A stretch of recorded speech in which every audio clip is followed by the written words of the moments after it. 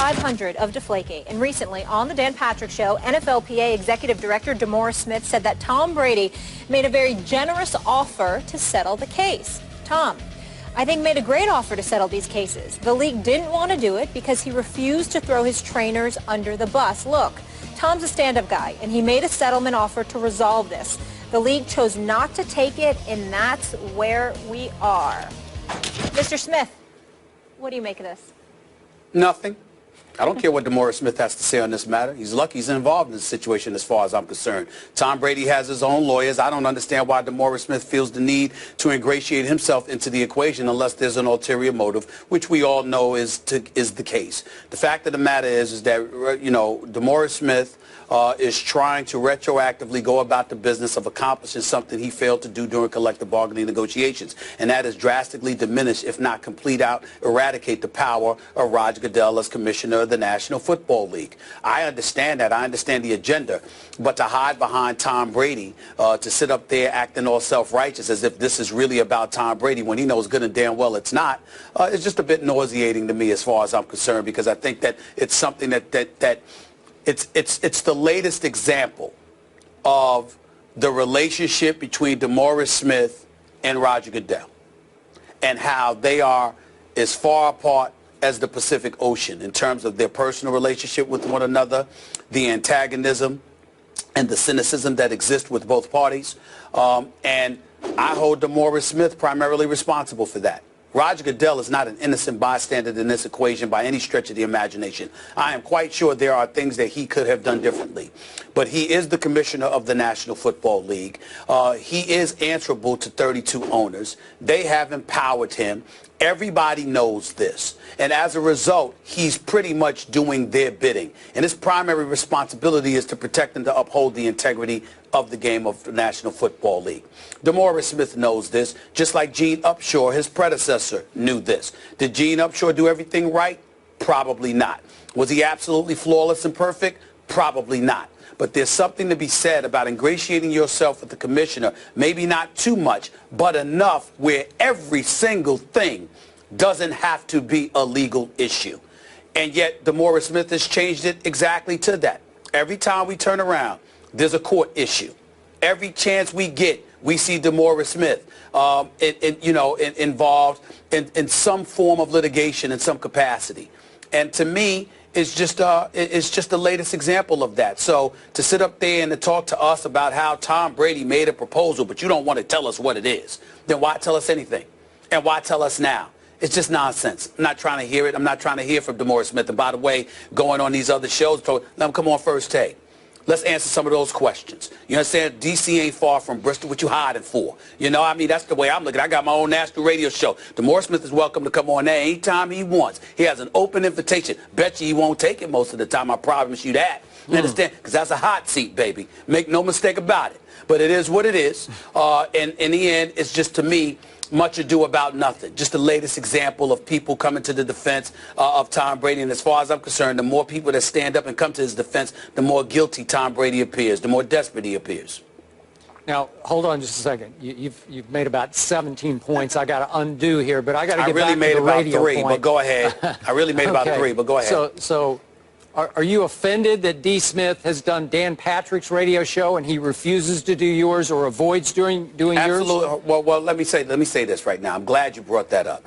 Let me tell you something.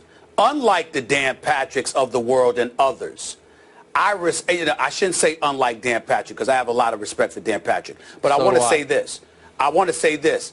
I respect the hell out of Dan Patrick. As far as I'm concerned, ESPN is what it is today, in large part due to the greatness of a Dan Patrick. I respect my colleagues. I'm not in any way denigrating or pointing a negative finger in his direction at all. His stature has been established. I'm simply saying that you see a lot of people going to people they're comfortable with and they like, as opposed to people who they may not be that comfortable with because of the positions that we take. I hold it as a badge of honor, as you well know, Skip, when people want to avoid me. That's more time for me to talk. As far as I'm concerned, guests take up time for me talking. So it doesn't bother me when they don't come. Don't phase me at all. Then we should get some more guests on this show, I guess. Oh, stop. I'm kidding. Well, we get enough guests on this show, and I certainly get guests on my radio show. That's true. You do. Okay, now back to your point. remember, what D. Smith is saying here and said on Dan Patrick and has said before on Mike and Mike, this wasn't a declaration, another declaration of war on Roger Goodell. He's talking about a potential compromise that was offered earlier, I don't know how far back, by Tom Brady.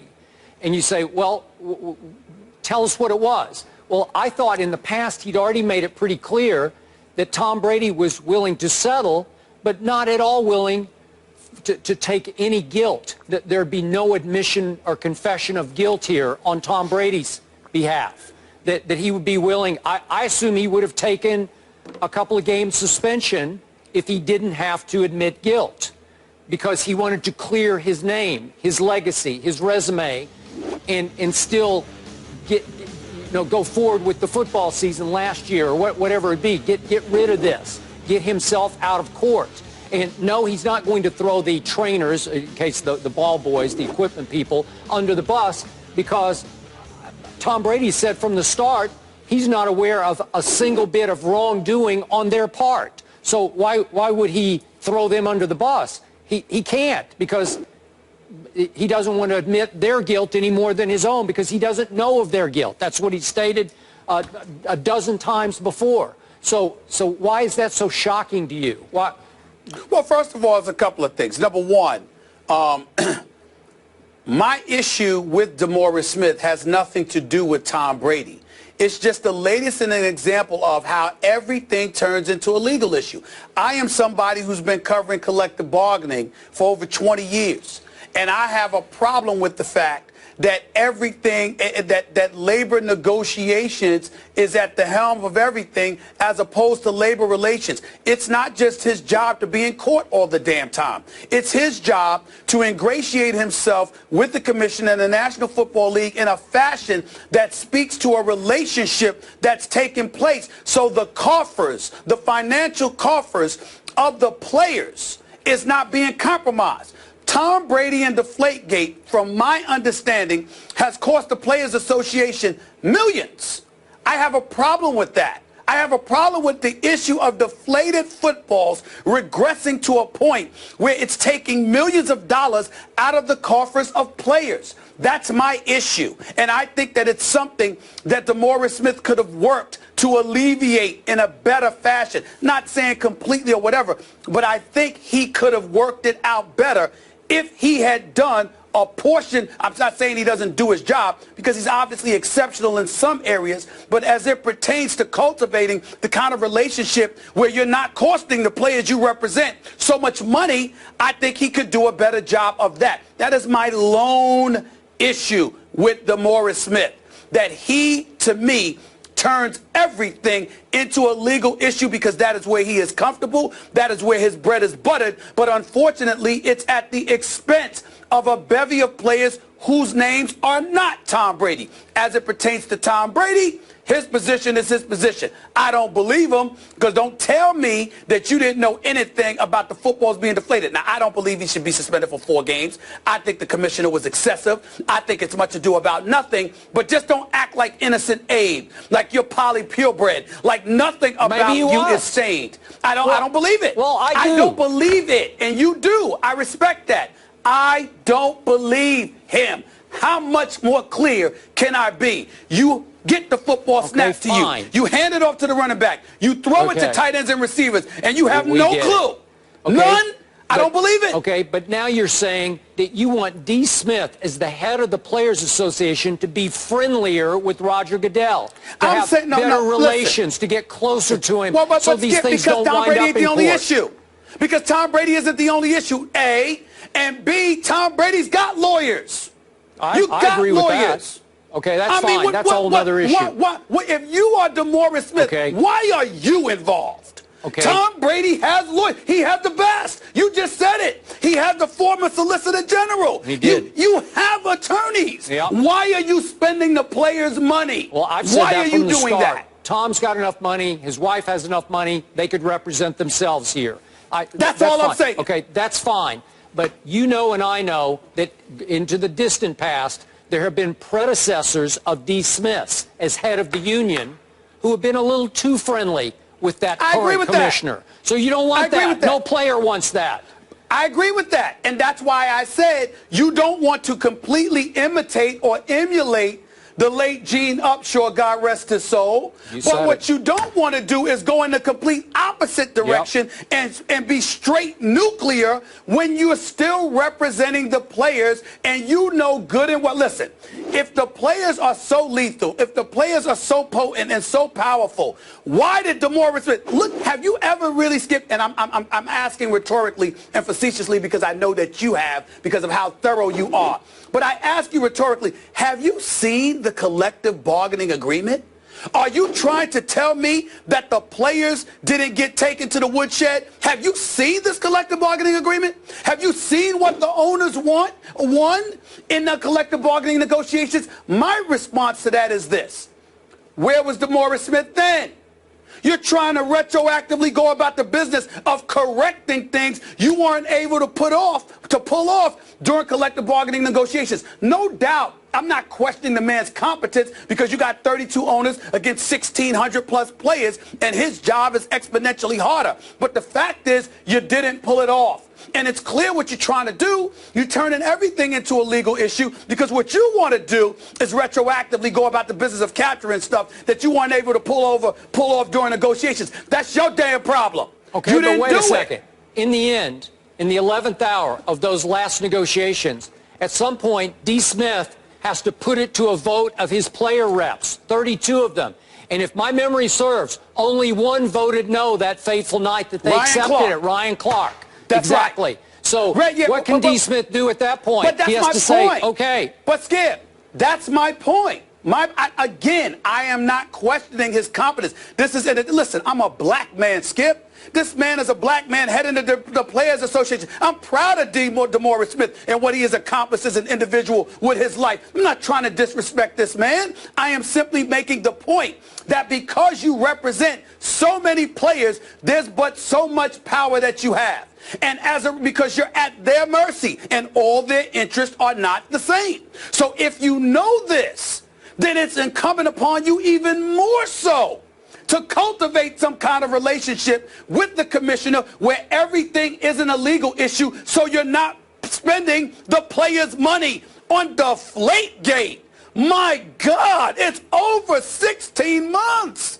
I mean, millions of dollars you're costing the player. I am up here on national TV going off about this not because of the competence of DeMaurice Smith, which is not to be questioned, not because of his intent. I understand that the man is an honorable man. I'm not trying to disrespect him. I am saying you are compromising, in my opinion, the interest of the players by going all out with Tom Brady on this when Tom Brady already has his lawyers and already has his money. And there's a whole bunch of dudes that can't afford the kind of defense that Tom Brady can afford. Okay, just That's remember, my problem. Just remember, this isn't just about that one dude, that superstar quarterback. I'm saying. Remember, it's a much bigger issue.